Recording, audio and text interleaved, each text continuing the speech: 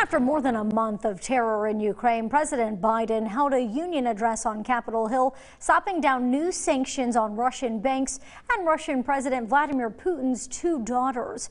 During that address, President Biden's condemnation for Russia grew stronger, as U.S. Attorney General Merrick Garland says he's assisting with finding evidence of horrific brutality and inhumanity at the hands of the Russian military in the Ukrainian city of Bucha.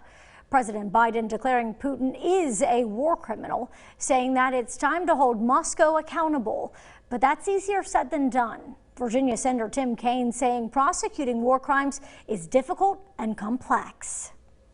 Russia, as a Security Council member at the UN, gets a chance to veto a lot of things. So could we set up a tribunal that was not subject to a veto by Vladimir Putin? The International Criminal Court has started an investigation of Russian war crimes.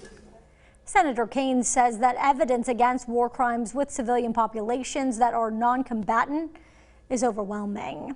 Now, these ongoing calls for war crime charges and new sanctions come as Ukrainians look for bodies at the scene of alleged Russian atrocities near Kyiv.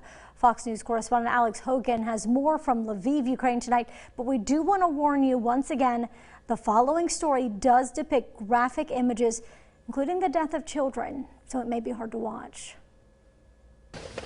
The burned bodies of 6 civilians, including what appears to be a child, the latest scenes of atrocities. It's horrible. They was shot and burned after it.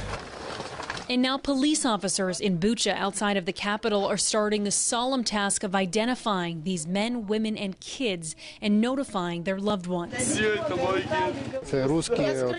They came and brought this grief onto us, killed our friends, crippled our people, destroyed houses. These are not humans. Small suburbs of Kyiv are not alone in the misery of war. Russian troops once again blocking humanitarian aid for the more than 100,000 residents trapped in the eastern city of Mariupol. The city's mayor likening the violence and starvation to that of the Holocaust.